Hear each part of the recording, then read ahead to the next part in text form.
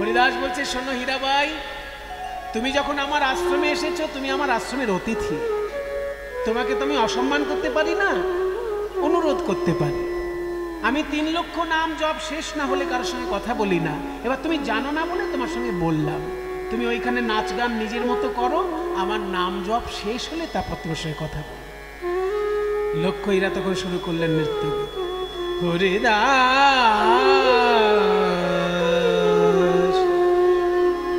হরিদাস চাহ মুখ পানে পানে, হরিদাস চাহ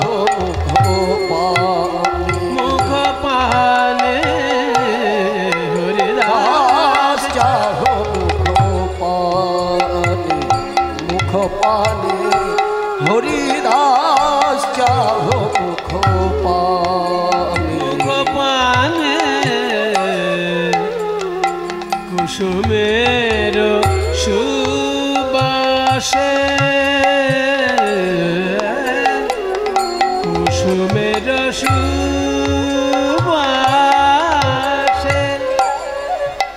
যেমন ভ্রমরা কলি আসে ছুটে, কুসুমের সুবাসে, ভ্রমরায়লি আসে ছুটে। দেখুন বাবা, লক্ষ হীরাবাইজি কথায় বুঝিয়ে দিচ্ছে, কুসুমেরও সুবাসে ভ্রমরা অলি আসে ছুটে, ফুলের গন্ধে ভ্রমর ছুটে আসে, তো সবাই জানে। এতদিন জানতাম ফুলের গন্ধে ভ্রমর ছুটে আসে, আজকে দেখছি ফুল ভ্রমরের কাছে এসেছে, তবু ভ্রমর কথা বলে না। কুসুমের সুবাসে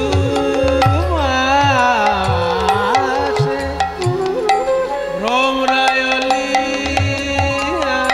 আসে ছুটে, ভোরে ওঠে সুগন্ধে কুসুমের শোভায়, হরিদাস পানে, হরিদাস চাহ মুখ পানে, হরিদাস চাহ মুখ পানে, হরিদাস চাহ মুখ পানে, হরিদাস চাহ মুখ পানে, হরিদাস চাহ মুখ পানে। সারা রাত্রির ধরে নাচ গান হলো, হরিদাস জপ করে চলেছেন হরিনাম।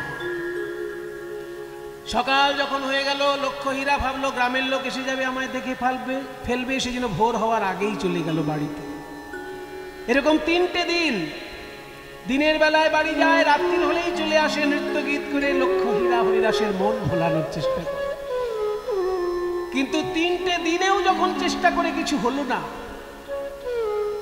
শেষ দিনে হরিদাসের কাছে এসে বলছে, হরিদাস, তুমি কি এমন রত্নের সন্ধান পেয়েছ যে আমার মতন এত রূপবতী, এত গুণবতী একটি নারী তোমার সঙ্গে নৃত্য গীত করছে তোমার সামনে, কিন্তু তোমার কিছুতেই মন টলছে না? হরিদাস বললেন, শোনো, হরি নামে কি হয় জানো? হরি নামে, হরি নামে আমার হৃদয়ে স্বয়ং হরি নেমে এসেছে, আর আমি তার রূপে একবার মুগ্ধ হয়েছি। বিশ্ব ব্রহ্মাণ্ডের আর কোন রূপ কি আমাকে মুগ্ধ করতে পারে? লক্ষ হীরা তৃতীয় দিনের জন্য যখন আর মন হরণ করতে পারল না, মনে মনে ভাবলো, ধিক্কার আমার রূপকে, ধিক্কার আমার যৌবনকে, ধিক্কার আমার সারা জীবনের মানুষের মন হরণের সাধনাকে। ছুটে এসে হরিদাসের চরণে আছাড় খেল। হরিদাস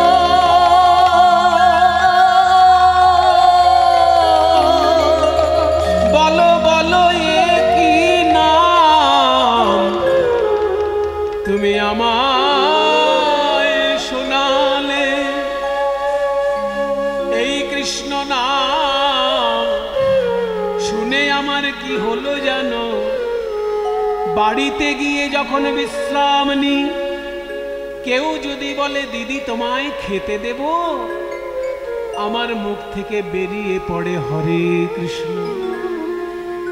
কেউ যদি বলে দিদি তোমার কাপড়টা কেচে দেব, ধুলো লেগে গেছে, আমার মুখ থেকে বেরিয়ে পড়ে হরে কৃষ্ণ। উঠতে বসতে চলতে ফিরতে আমার মুখে হরে কৃষ্ণ নাম। এই পাপ বদনে হরে কৃষ্ণ নাম এনে দিলে, এ কেমন নাম তুমি আমায় শোনালে ঠাকুর? বলো বলো কিবা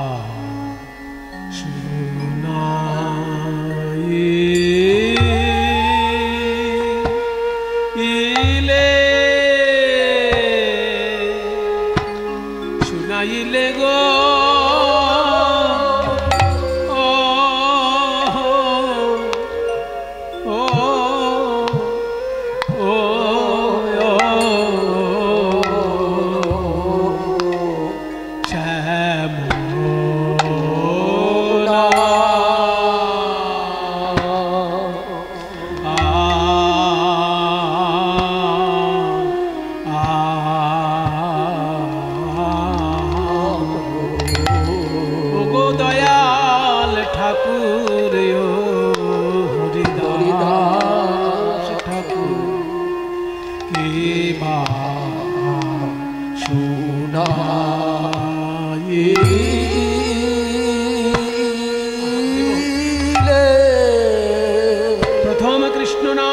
রাধারানীর যে অবস্থা হয়েছিল পূর্বরাগ লীলায়, কৃষ্ণ নাম শুনে সর্বঙ্গ থরথর করে কেঁপেছিল রাইধনির।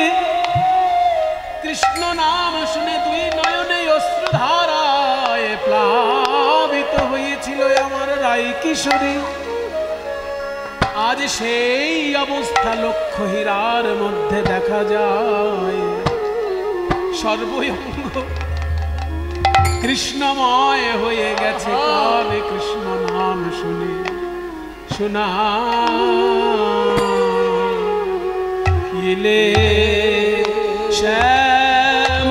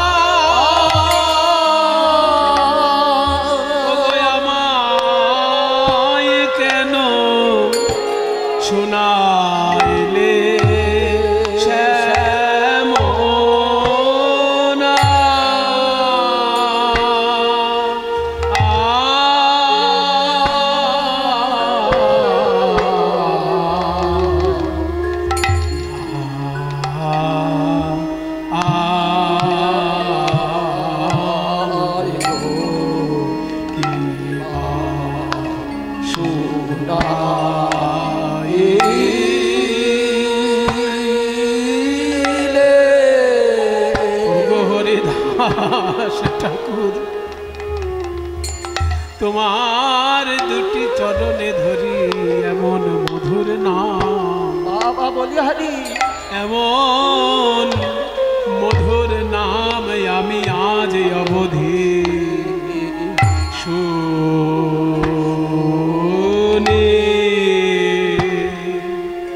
কভু শুনি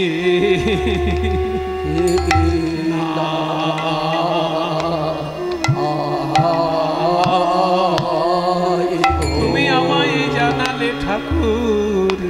কৃষ্ণ নামে কত মধু আছে, কৃষ্ণ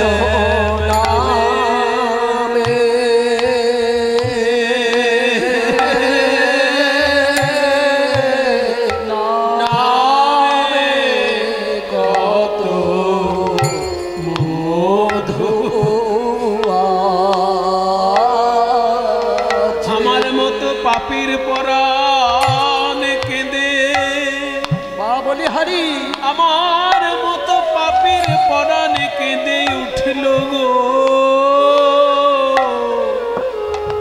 কত মধু আছে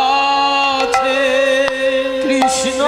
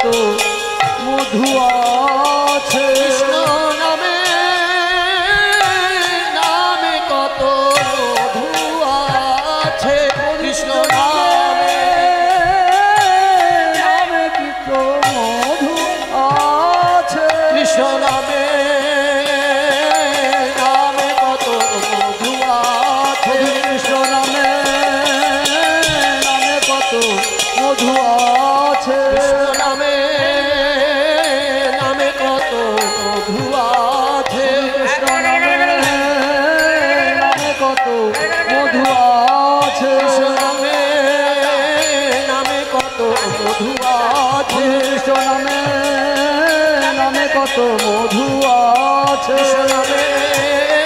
নামে কত মধু আছে কৃষ্ণ নামে নামে কত মধু আছে নামে নামে কত মধু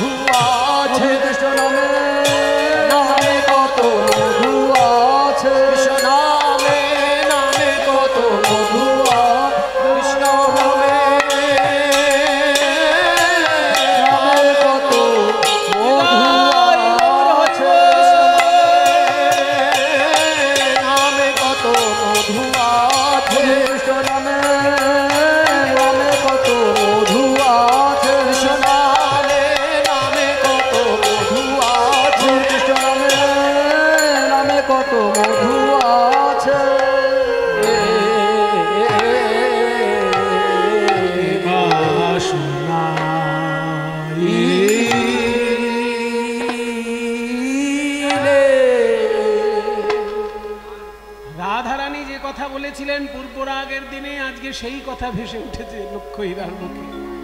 কানেরও ভিতর দিয়া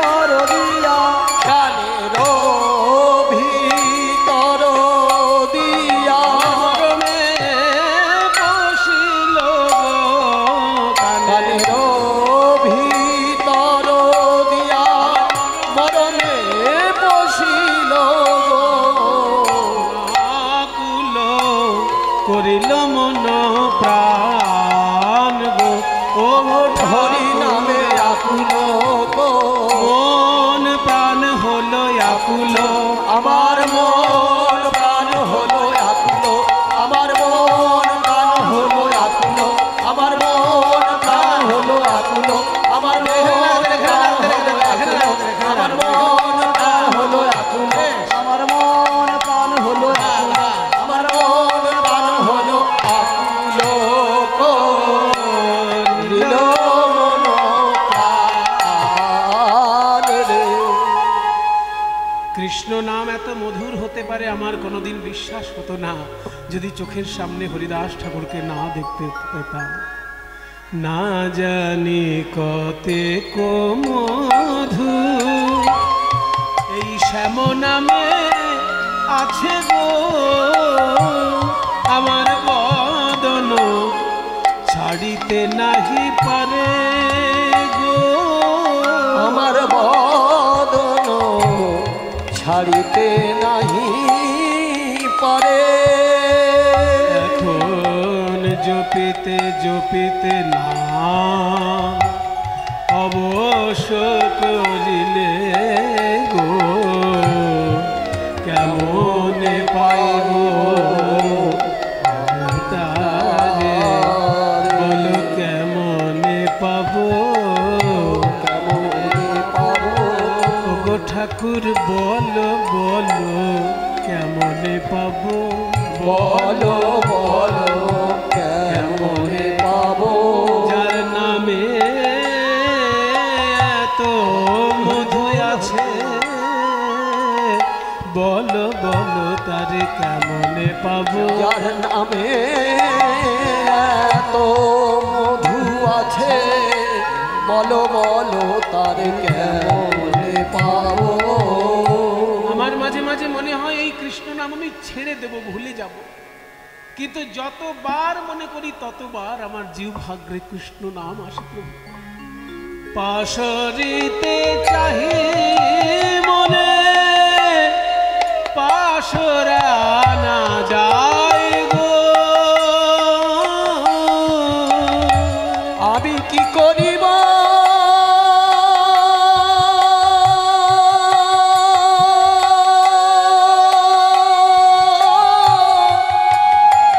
কি হবে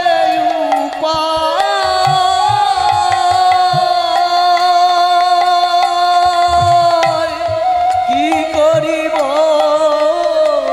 কি হবে উপায়, তাই কহে দ্বিজ চণ্ডী দাসে কুলবতী কুল নাশে আপন যৌবন লক্ষ্য হীরা। তোমার আজকে কৃষ্ণ নাম শুনে যে অবস্থা হয়েছে না, কয়েক হাজার বছর আগে শ্রীকৃষ্ণ যখন বৃন্দাবনে লীলা করেছিলেন, ব্রজগোপীরও কৃষ্ণ নাম শুনে এই অবস্থা হয়েছিল। তারা বিকায় শ্যামের পদ তলে,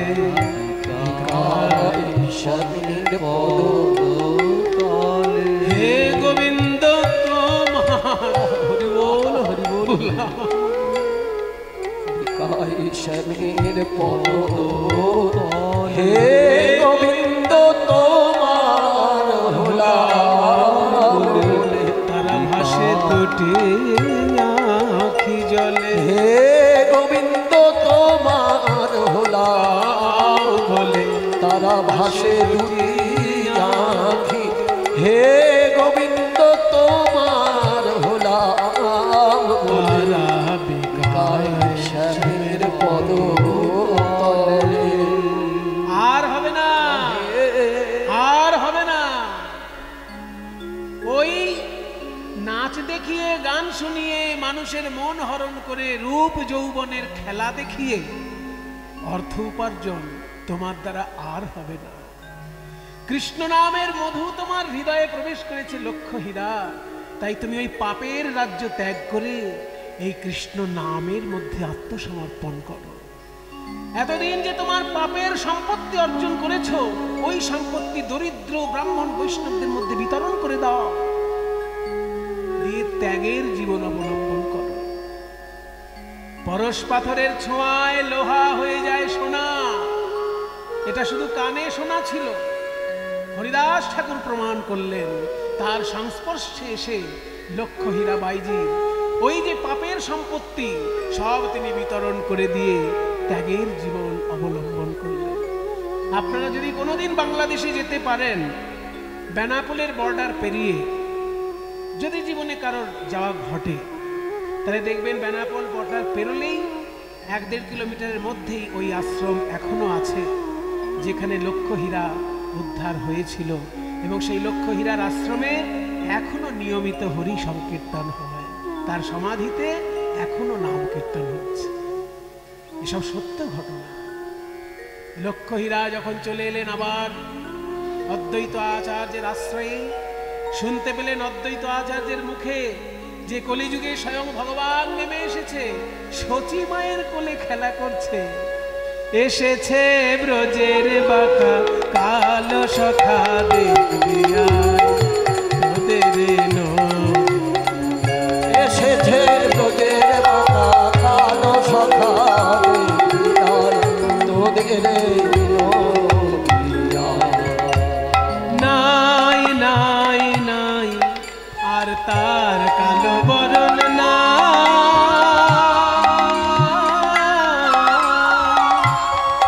এবার রায় অঙ্গে সঙ্গ দিয়ে গৌর হলো তার, নাই নাই নাই তার কালো বরণ না। এবার রায় অঙ্গে সঙ্গ দিয়ে গৌর হলো তার। সেই ব্রজের প্রেমের খেলা, সেই ব্রজের ভাবের খেলা, সেই ব্রজের রসের খেলা খেলতে এসেছে হেথায়, এসেছে ব্রজের কালো সখা দেখবি আয়, তোদের এসেছে ব্রজের কালো সখা দেখবি আয়, তোদের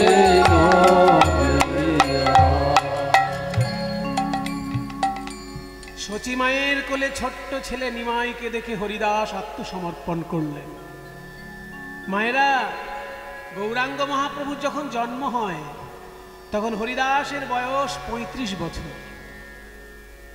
মহাপ্রভুর জন্মের আগে সারা গায়ে বেত্রাঘাত সহ্য করেছেন হরিদাস ঠাকুর। যখন গৌরাঙ্গের জন্ম তখন হরিদাসের বয়স 35, আর অদ্বৈত আচার্যের বয়স হচ্ছে 52। তার মানে অদ্বৈত হরিদাস এনাদের কোলে পিঠে বড় হয়েছেন মহাপ্রভু। চোখের সামনে জগাই মাধাই উদ্ধার হওয়ার সময় হরিদাস সঙ্গে ছিলেন, কাজী উদ্ধার হবার সময় হরিদাস সঙ্গে ছিলেন। বড় বড় ঘটনা চোখের সামনে দেখে হরিদাস বুঝলেন যে যার নাম আমি সারাক্ষণ জপ করছি ইনি সাক্ষাৎ তিনি, তাই আত্মসমর্পণ করেছিলেন। যখন হরিদাস ঠাকুরের চোখের সামনে নিমাই সন্ন্যাসী হয়ে গেল, সমস্ত নবদ্বীপবাসী উন্মাদের মতো কাঁদছে। শচী মায়ের মুখের দিকে তাকানো যাচ্ছে না, বিষ্ণুপ্রিয়া দেবীর মুখের দিকে তাকানো যাচ্ছে না। তাই হরিদাস ঠাকুর সংকল্প নিলেন যে নিমাইকে যতক্ষণ চোখের সামনে না দেখব এই চোখই আমি আর খুলব না। তাই গৌরাঙ্গ বিরহে কে কেমন ক্রন্দন করছেন বাসুদেব ঘোষ যখন লিখছেন, তিনি পরিষ্কার ছবির মতো লিখলেন, কাঁদিছেন হরিদাস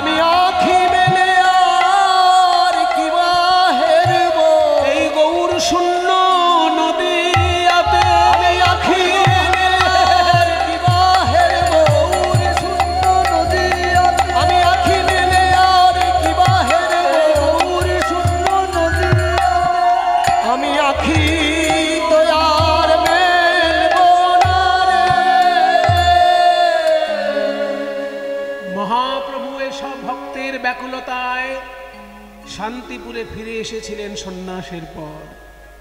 ওই শান্তিপুরে হরিদাস ঠাকুর গেলেন, গৌরহরির চাঁদ বদন দেখলেন, তবে আঁখি খুললেন। তা না হলে তিনি চোখ বন্ধ করেই কাঁদছিলেন গৌর গৌর বলে। তারপর যখন শান্তিপুর থেকে পুরীধামে চলে গেলেন মহাপ্রভু, পরে পরে হরিদাস ঠাকুরও চলে গিয়েছিলেন পুরীধামে। কিন্তু হরিদাস ঠাকুর থাকবেন কোথায়? হরিদাস ঠাকুর কোনো মঠে মন্দিরে থাকতে ভালোবাসতেন না, কারণ মঠে মন্দিরে থাকতে গেলেই মঠে মন্দিরের কিছু সেবা না করলে মঠে মন্দিরের প্রতি অন্যায় করা হয়। কিন্তু আমি যে 3 লক্ষ নাম জপ করব, তার মধ্যে তো আমি অন্য কোনো সেবা করার সুযোগই পাবো না। তাই কোনো মঠে মন্দিরে হরিদাস ঠাকুর থাকতেন না, একটা গাছ তলায় থাকতেন। কোন গাছ? না, যে গাছটা স্বয়ং মহাপ্রভু লাগিয়েছিলেন। জগন্নাথের সেবার পর, জগন্নাথে যখন 56 ভোগ লাগে, আমরা যেমন খাবার পর দাঁতে ব্রাশ করি, তেমনি জগন্নাথের সেবার নিয়ম হচ্ছে 56 ভোগ নিবেদন করার পর একটা দন্তকাষ্ঠ দিতে হয় দাঁত মাজার জন্য। সেই দন্তকাষ্ঠটা বকুল কাঠ হয়।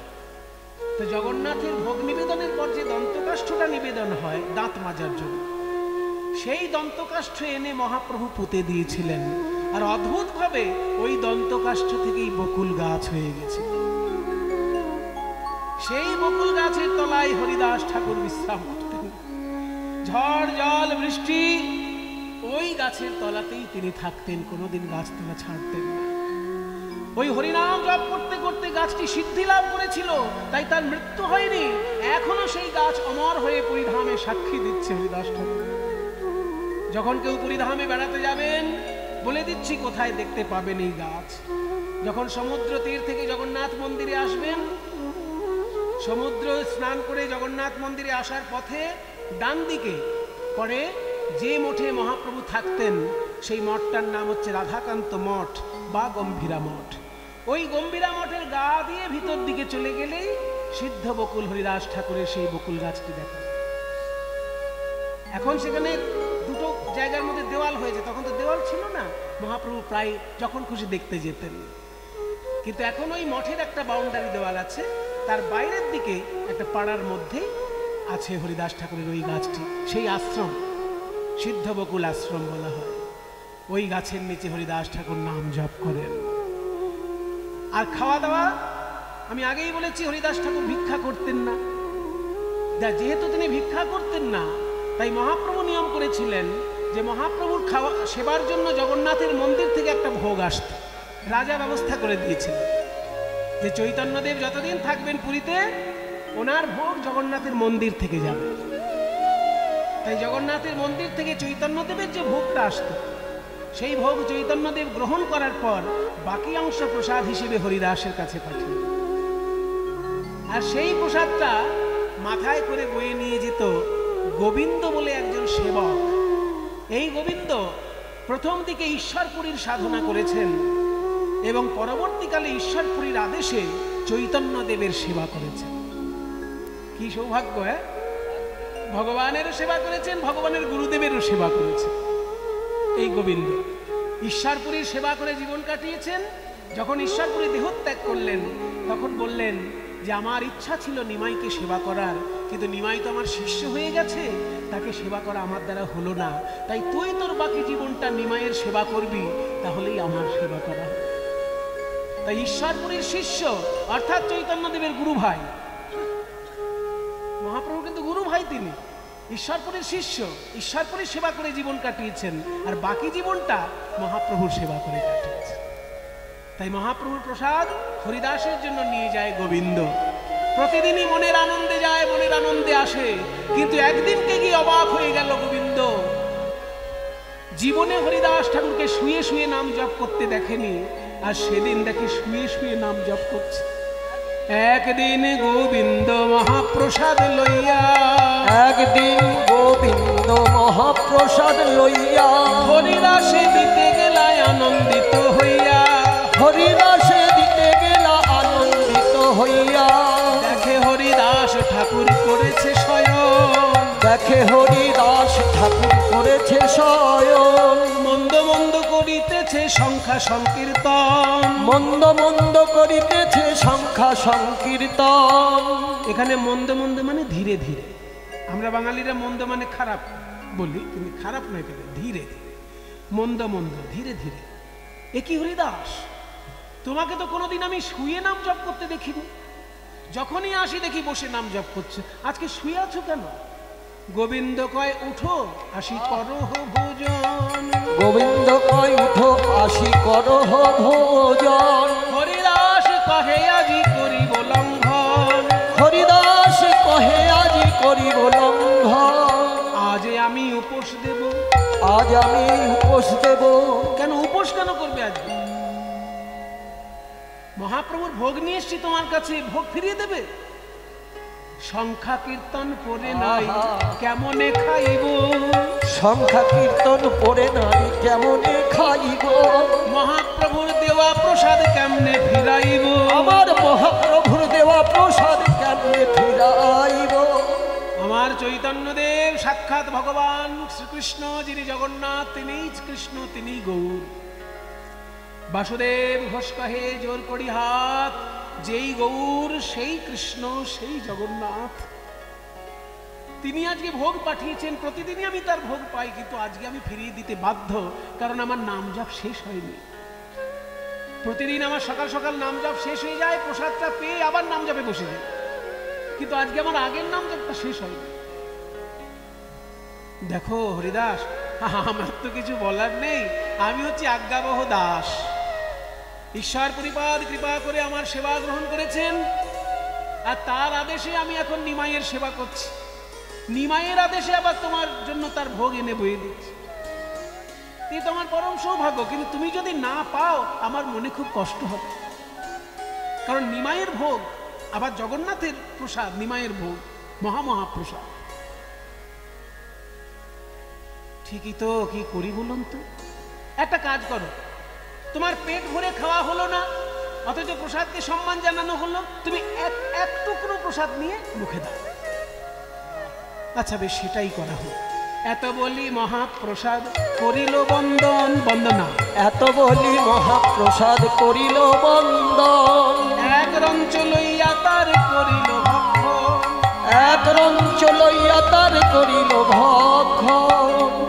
মহাপ্রসাদকে প্রণাম করে বন্দনা করে একটুখানি অংশ তুলে নিয়ে মুখে দিলেন, যাতে হলো কি পেট ভরে খাওয়া হলো না, কিন্তু প্রসাদকে অসম্মানও করা হলো না। কিন্তু এই কথা চাপা থাকলো না।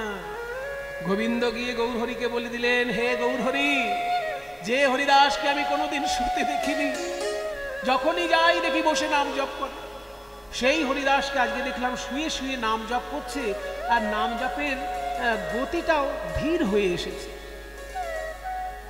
এই কথা শোনার সঙ্গে সঙ্গে মহাপ্রভু বিলম্ব না করে ছুটে চললেন, হরিদাস তোমার কি হয়েছে? শরীর খারাপ?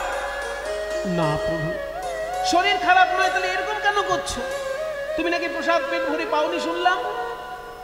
তোমার তো নিয়মের বেশি প্রসাদ পাও না, 24 ঘন্টার মধ্যে একবার প্রসাদ পাও, আর সেটা যদি কম হয়ে যায় তোমার শরীর তো দুর্বল হয়ে যাবে, নাম জপ করবে কি করে? গৌরহরি, আসলে আমার অসুস্থতা শরীরে নেই, আমার অসুস্থতা আছে মনে আর বুদ্ধিতে। হ্যাঁ, মনের অসুখ। সর্বস্ব ত্যাগ করে কৃষ্ণ নাম করছো, তুমিও যদি বলো মনে অসুখ, তাহলে যেসব সংসারী লোকেরা সারাক্ষণ মনের অসুখে ভুগছে তারা কি বলবে? হে গৌরহরি, সংসারী লোকেদের মনের অসুখ হয় বিষয় চিন্তা করে। হয় তারা ছেলে মেয়ে নিয়ে চিন্তা করছে, নয় তারা বাড়ি গাড়ি নিয়ে চিন্তা করছে, নয় জায়গা জমি নিয়ে চিন্তা করছে, বিষয় আশয় নিয়ে তারা মত। আমার তো ওইসব চিন্তা নয়, আমার চিন্তা শুধু তোমাকে নিয়ে। একটা চিন্তা আমাকে কুরে কুরে খাচ্ছে, নিমাই। এক চিন্তা হয় মোর বহুদিন হইতে। এক চিন্তা হয় মোর বহুদিন হইতে। লীলা সম্বরিবে তুমি লহে মোর চিতে। লীলা সম্বরিবে তুমি লহে মোর চিতে। একটা আমার চিন্তা খুব হচ্ছে, তুমি বোধহয় বেশি দিন লীলা করবে না। কারণ যত দিন যাচ্ছে তোমার রাধা ভাব আরো ক্রমশ ভয়ঙ্কর রূপ ধারণ করছে। আমি শুনতে পাই গোবিন্দর মুখে তুমি নাকি হা কৃষ্ণ বলে পাথরে গিয়ে মুখ ঘষছ। তোমার মুখ রক্তাক্ত হয়ে যাচ্ছে, তবুও তুমি পাথরে গিয়ে মুখ ঘষছ কৃষ্ণ কৃষ্ণ বলে। এইরকম যদি তোমার রাধা ভাব চলতে থাকে তাহলে তো তোমার এই শরীর বোধহয় বেশি দিন চলবে না। নিমাই, আমার চোখের সামনে যদি তোমার কিছু হয়ে যায় সেই দৃশ্য তো আমার দ্বারা দেখা সম্ভব নয়। তোমার অন্তিম লীলা বলে যদি কোনো লীলা থাকে, তোমার দুটি পায়ে ধরি ওই লীলা যেন আমাকে দেখতে না হয়। সেই লীলা প্রভু মোরে কভু না দেখাইবা।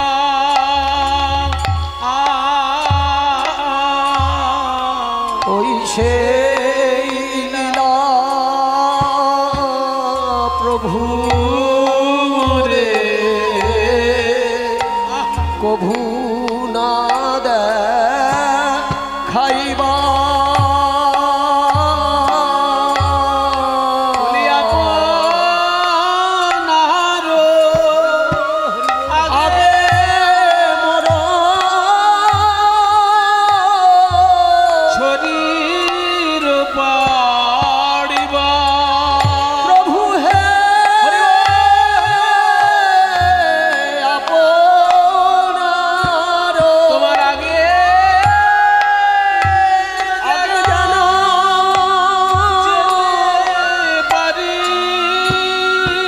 তোমার আগে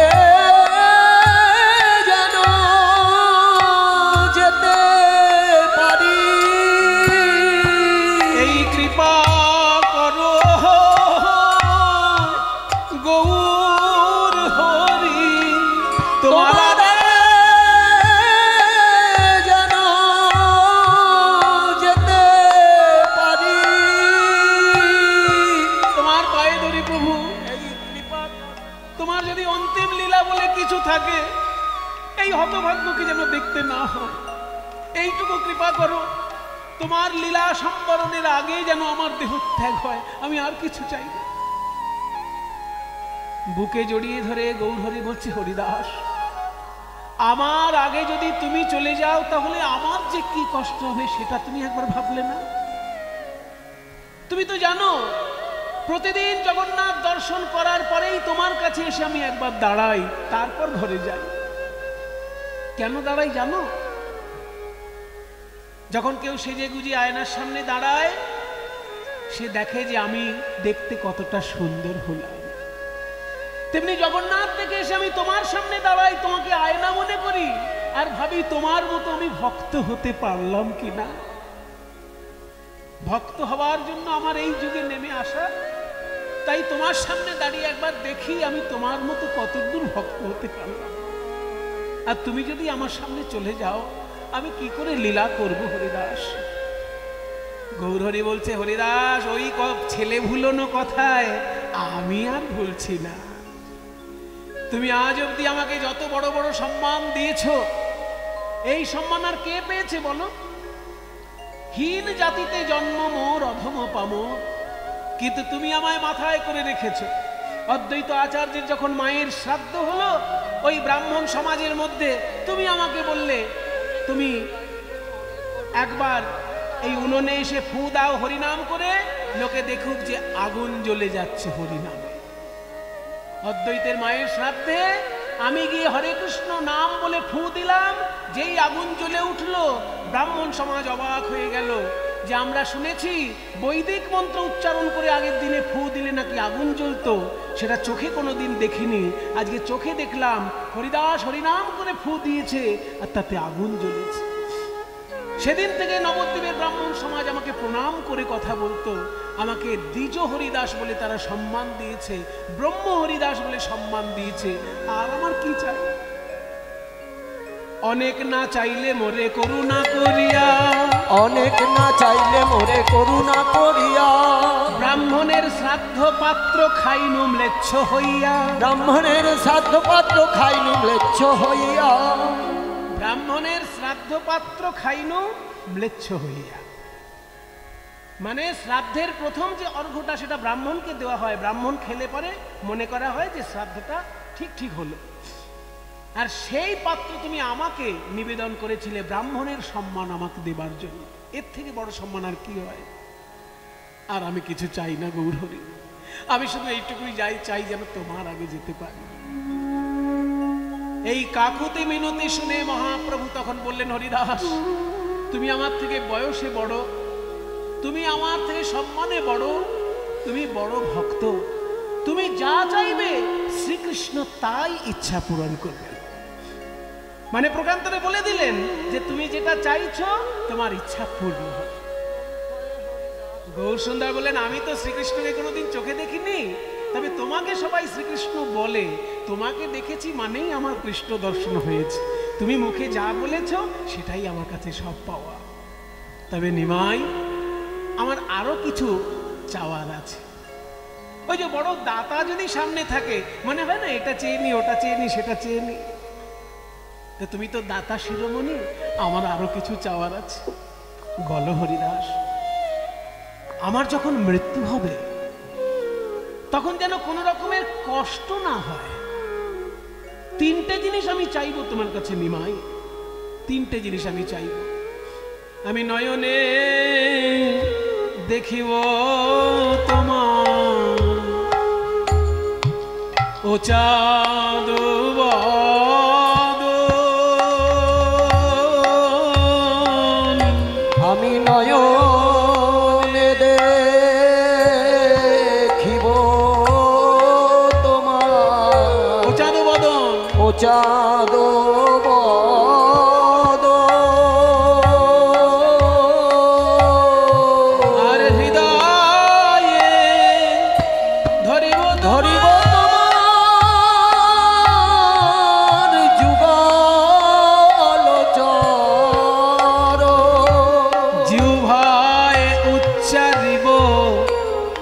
কৃষ্ণ চৈতন্য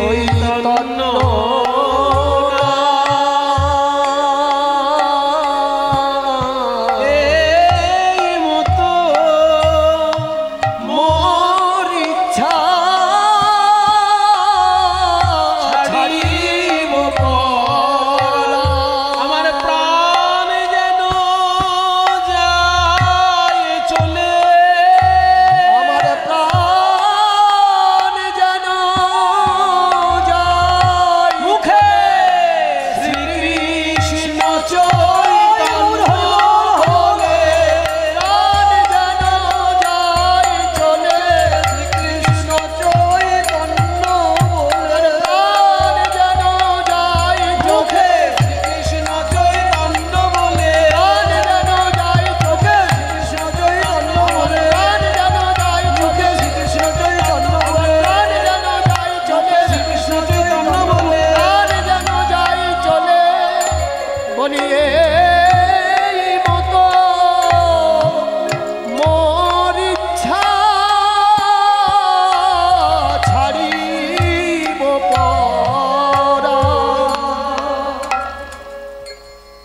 শেষ ইচ্ছা মাত্র তিনটে।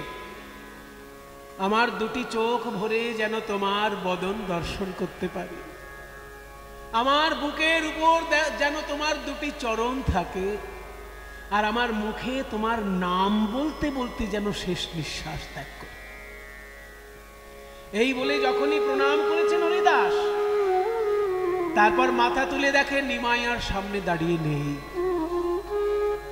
গৌরসুন্দর চলে গেছেন, কারণ এর পরে যদি হরিদাস আর কিছু চায় তাহলে আর দেওয়া সম্ভব নয়। তাই মহাপ্রভু চলে গেছেন নিজের ঘরে। পরের দিন সকাল সকাল মহাপ্রভু এসেছেন। হরিদাস, তোমার সিদ্ধান্ত কিছু পাল্টালে? আরো কিছুদিন পরে যদি তোমার এই ঘটনাটা ঘটে তাহলে আমি একটু তোমাকে দেখে শান্তি পাই। হরিদাস বলছে, গৌর হরি, ভগবান সিদ্ধান্ত বারবার পাল্টাতে পারে, কিন্তু ভক্ত বারবার সিদ্ধান্ত পাল্টায় না। ভক্তের সিদ্ধান্ত একদম একরকম থাকে, আগা গোড়া একরকম।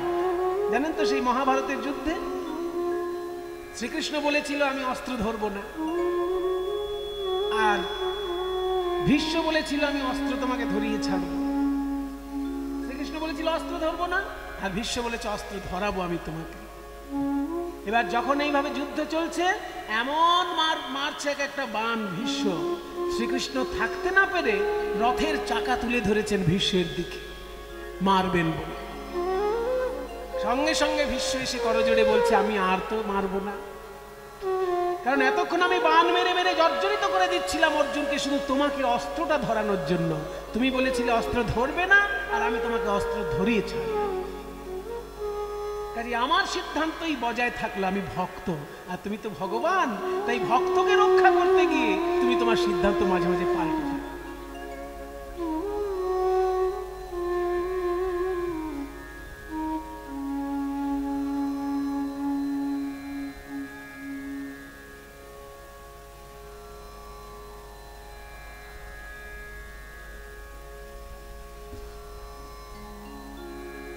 জয় নিতাই।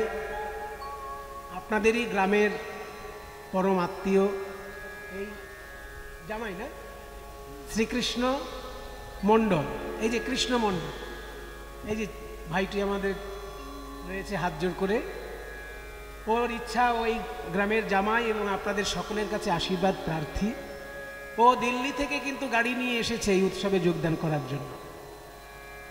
এতটা ভালোবাসা, এই উৎসবে যোগদান করার জন্য দিল্লি থেকে গাড়ি নিয়ে এসেছে, নিজে চালিয়েছে, সঙ্গে ড্রাইভার নিয়ে গাড়ি করে এসেছে দিল্লি থেকে। এবং এই উৎসবের জন্য 11,000 টাকা ও দান করছে কমিটিকে। এবং এটাও বলল আমার ইচ্ছা যে প্রতি বছরই আমি 11,000 টাকা করে এই কীর্তন উৎসবে দান করব। সবাই মিলে একবার হরি বল বলে ওনাকে আশীর্বাদ করুন।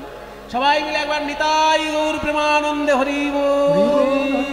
ওর সর্বাঙ্গীন মঙ্গল কামনা করে, ওর পারিবারিক সর্বাঙ্গীন কুশল কামনা করে সবাই মিলে আপনারা হরিধ্বনি দিয়েছেন। আপনাদের আশীর্বাদ ওর মাথার উপর ঝরে পড়ুক এই প্রার্থনা করি।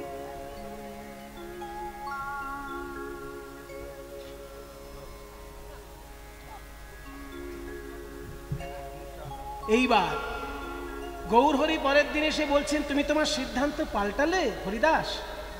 বলছে ভক্তের সিদ্ধান্ত তো পাল্টায় না, ভগবানের সিদ্ধান্ত যুগে যুগে পাল্টাতে পারে, ভক্তের কারণেই পাল্টায়, কিন্তু ভক্ত যেটা সিদ্ধান্ত নেবে সেটা করবে। বলে তাহলে তোমার ইচ্ছাই পূর্ণ হোক। যেই না এই কথা বলেছে, তখন হরিদাস মহাপ্রভুকে বললেন তুমি আমার সামনে বসো। বকুল গাছে হেলান দিলেন হরিদাস, আর সামনাসামনি মহাপ্রভুকে বসালেন। হরিদাস নিজাগ্রেতে মহাপ্রভু বসাইলা।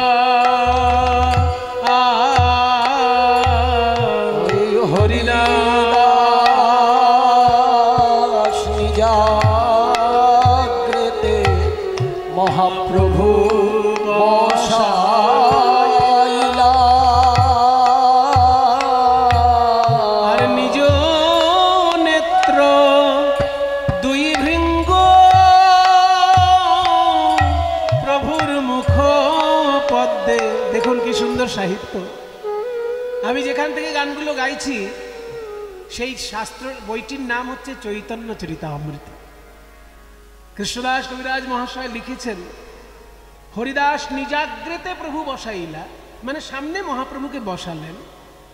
নিজ নেত্র দুই ভৃঙ্গ প্রভুর মুখপদ্মে দিলা, মানে দুটো চোখের মণি যেন কালো ভ্রমর।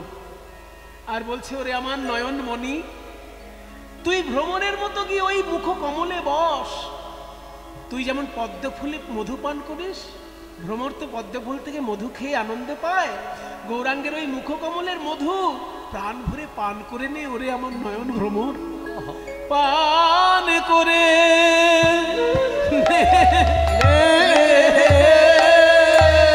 পান করে নে রে। বলি এবারকার মতো আশ মিটায়ে মধু